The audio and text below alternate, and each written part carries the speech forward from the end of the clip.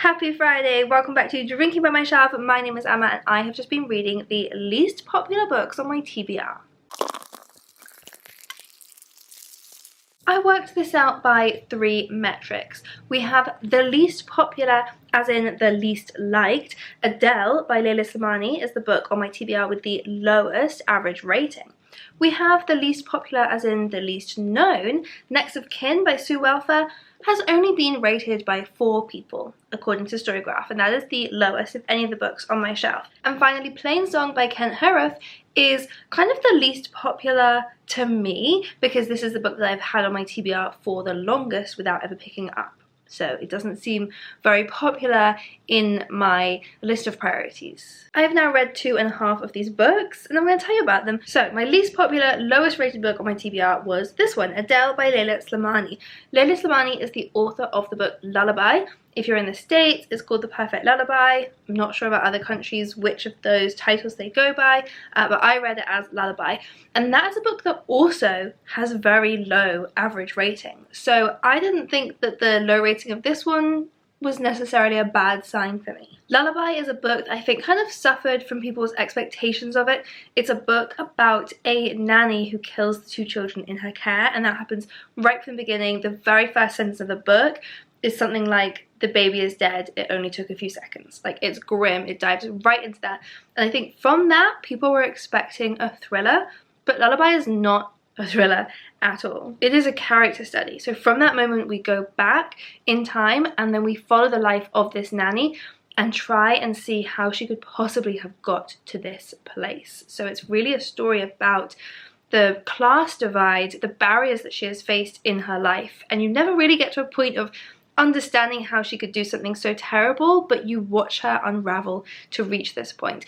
The book itself is not about the murder of the children, and I think people went in expecting this like dark thriller and then were really disappointed and found the book boring. I did not. I absolutely loved Lullaby. I thought it was a brilliant book. So the low rating of this one did not worry me. Both of these books are translated from French. The author is French, and Adele is actually the book that came first, but it was after the popularity of Lullaby in translation that this one was then translated. And so having read it, I did see someone say in a review that it kind of suffers from the fact that having the people that did love Lullaby then go back and read an earlier, slightly less polished work than Lullaby was. And I think I would agree with that. Adele is another book that has this high concept. This is about a woman with a sex addiction. Adele is married to a man who she's just not very interested in, to be honest. She has a son who she loves, but she finds mothering him like not the most fun, and she is completely addicted to these extramarital affairs that she has. With the vast majority of them, there isn't really any kind of emotional connection. It's about having her body used, essentially. She likes being an object of desire, she likes being wanted, and as her addiction gets more and more extreme, she kind of amps up the ways in which she wants people to use her body. So a lot of it can be really uncomfortable reading.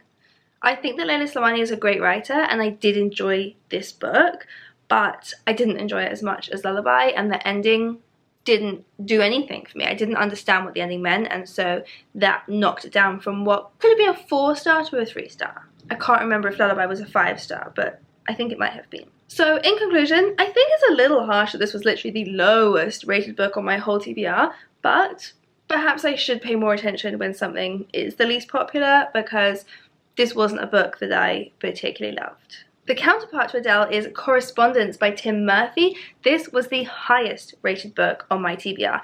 It had something like an average rating of 4.7 with a lot of ratings as well. So this is a really highly regarded book, and this is a book I've been putting off for about a year because I keep just, it looks like it's gonna be too heavy for me, man. But with reviews like that, I think I've got to listen. This book is about a woman who is working as a journalist, so we watch her growing up from the 80s up to 2003, where she covers the US invasion of Baghdad.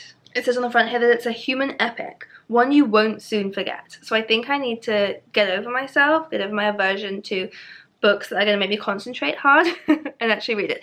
That's not even a fair assessment. I don't have an aversion to books that make me concentrate hard. I love books that make me concentrate hard. It's just, you know, life is really busy and sometimes you just keep wanting to pick something up that you think will be an easier page turner.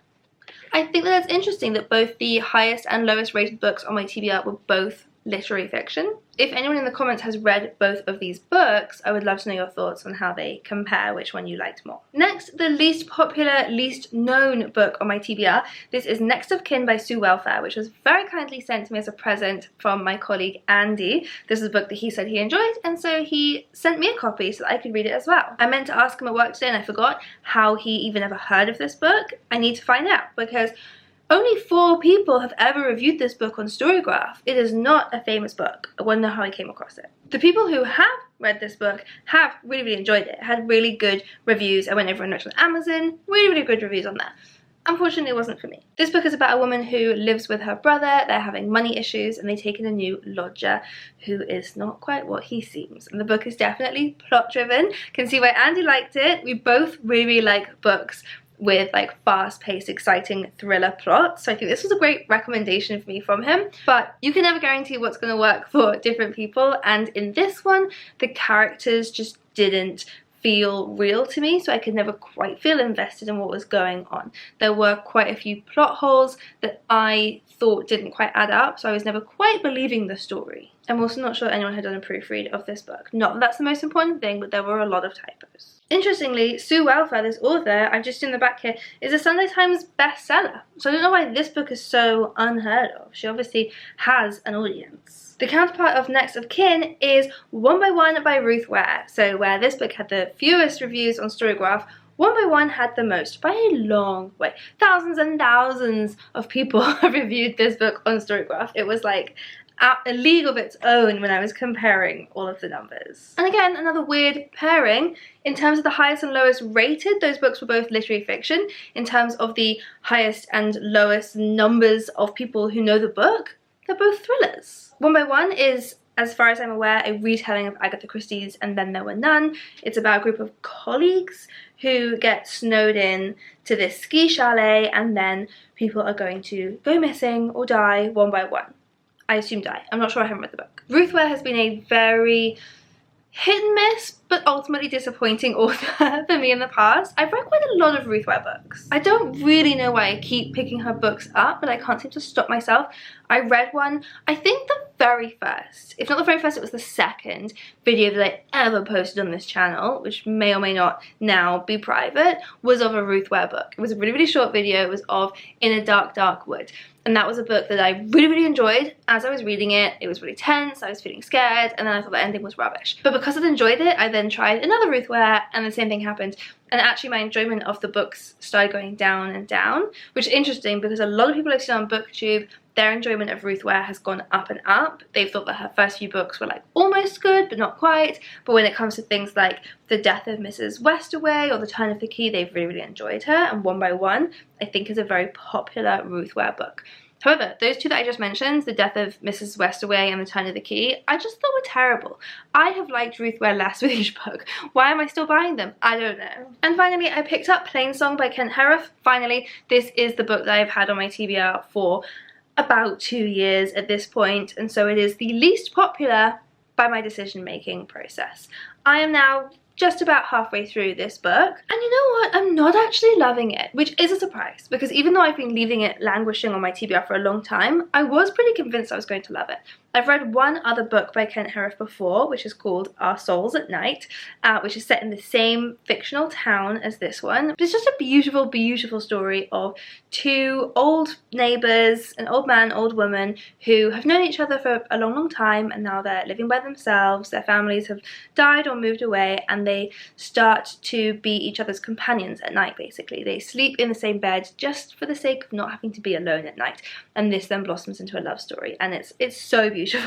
I loved that book, and I really loved Haruf's writing. So even though I wasn't picking this one up, I did think that when I picked it up, it was going to be a really good reading experience for me. And so far, it hasn't quite been, which is a shame. I think his writing is gorgeous. The second I started reading this one, I was plunged right back into the way that he describes things. He's got this very low-key, in a way of writing. It's very simple, it's very gentle, and it's just as good in this book as it was in Our Souls at Night. Laugh every time I see that title, but I was just more enchanted by that story. This one has quite a few different characters in this town whose lives are all intersecting in different ways, and It is moving, the things that are happening, but for some reason I haven't fallen in love with these characters in the same way that I did. Two of them are farmers, and there was a long section that you had to read about them like feeling inside the cows to find out if the cows were pregnant, and I found that very off-putting. So they're the two grown-up brothers. There's also two little boy brothers who are other characters, and in their sections, I'm just finding it a little hard to relate to these two young preteen boys. There's a teenage girl who's pregnant, and I do like reading her sections, but there just hasn't been very much of that so far. Yeah, overall, I think that the writing is beautiful, but I'm not excited about picking it up every time I put it down. And even while I'm reading it, it's beautiful, but boring. Is that harsh? I'm gonna keep going with it because I think it might develop into a tearjerker for me, but it's not quite the same experience as reading Our Souls at Night. I don't really know how to measure what the counterpart of that book would be, because I picked that as the least popular from my brain because it had been on my shelf for the longest, but I don't think that really works the other way around, to just pick my newest release as my most popular. So I'm just gonna choose manually. What's the book that I'm currently most excited about reading? I think it might be The School for Good Mothers by Jessamine Chan, which is a dystopia. In this book, what I think the premise is that mothers who are deemed by the state to not be doing mothering right can have their children taken away, and they're sent to a school where they must learn how to be a better mother. So it's one of those dystopians that's like only a fraction away from the world that we're living in. So do you think I should do a video next when I read the 3 most popular books on my TBR by these 3 different definitions? Let me know in the comments below if you would like to see that video. And for now, go enjoy your Fridays, pour yourself a drink, celebrate the fact that the weekend is coming, and I'll see you next week.